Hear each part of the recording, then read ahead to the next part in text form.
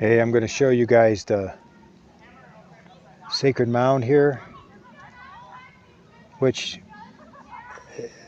distances with phones, you know, I mean, does no justice, right?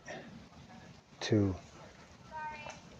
but, so this is all hilly, and as we know, Florida's not hilly. So these were all mounds. This is a sacred site, but there's ley lines that run through here. So this is a holy site. This was sacred to them, Tocobagas, 1,000 years ago. So it's sacred to us today because it's a power point, it's a power spot. You're here to feel the high frequency scalar energies coming out of the earth. That's the actual royalty mound up there. We're going to go up there. I'm going to take you up like a pilgrimage. I take my shoes off respectfully. I'm sharing tobacco right now. You can see these amazing trees over here. There's a couple over there. They're making out. Look at that tree. Young people. So all these, and then there's all these pavilions. But everybody is just happy here. There's so many good people here. There's so many, cultural people here, and everybody's so beautiful. Everybody's so loving. They do a lot of weddings here. I love the Indigenous people. I love the people of all cultures. They're gentle people. They're not here for problem. They're here to get a better life. And they're gentle. They're nice. So it takes all of us, We're together as one. The kids are throwing frisbees, So don't hold judgment because it's a sacred site and no one should be here. No one's destroying this. They're working with the gift. So if the ley lines were here before, the grid lines, the cross here, were here before, and they were here before the Tocobagas, ancient cultures. So as you can see, this is great. Only thing I'm going to read is two small things here. The Temple Mound was built by Native Americans known as the Tocobaga. It is the largest remaining mound in the Tampa Bay region. The mound was made of alternating layers of shell and sand. Remains of posts indicate there is at least one structure on top, possibly used for ceremony purposes or the chief's dwelling. Archaeologists believe the ramp led to a town plaza at the base of the mound. The village extended to the south as well as to the west in an L-shaped pattern.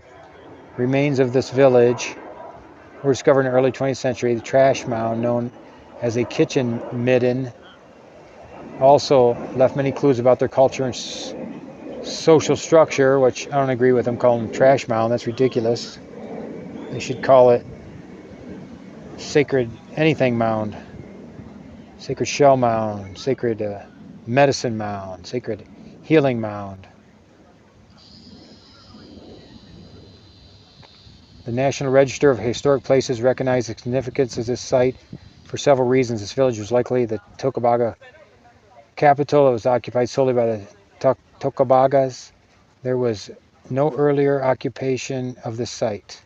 It is the type site of the safety harbor culture. It represents the safety harbor period. It was a site of an early Spanish contact and mission founded by Menendez. So we're going to walk up. And you got to see this view up here. It's so incredible. I know the phone's going to be shaking all over, but way-ya, way-ya, way-ya, way-ya, way-ya, way-ya, overlooking the bay. We honor the ancestors, we honor the descendants, we honor the people of today.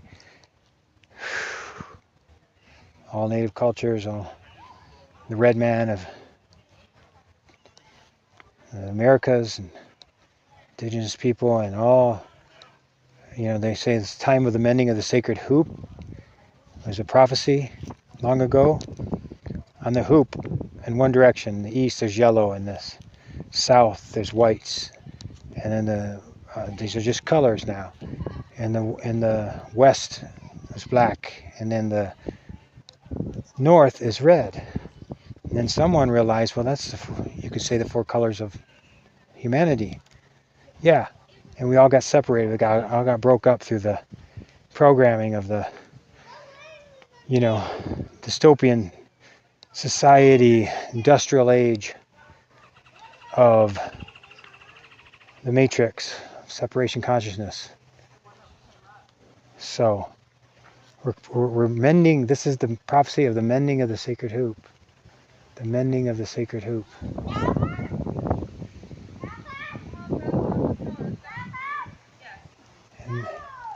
And, we respect it. We pray here.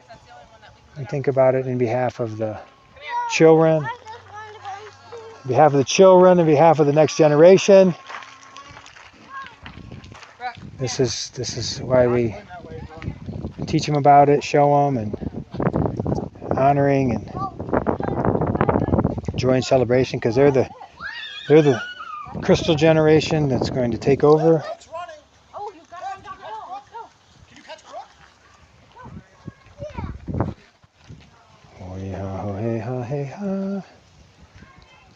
We respect the royalty, the leadership, the working class, the medicine class, the healers, the shamans.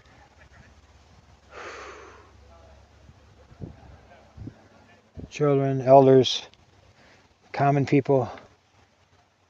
They fished out there, they lived off the fish. These mounds are made out of shell. You see the bay going all the way around us.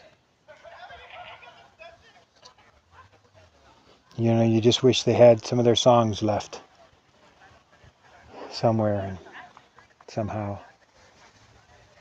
So we just sing a little chant in honor of them. Way-ya, way-ya, way-ya, way, way-ya, way-ya, way-ha, way, way-ha, way-ha, way-ha, way-ha, way-ha, way-ha, way, oh, way-ya, way.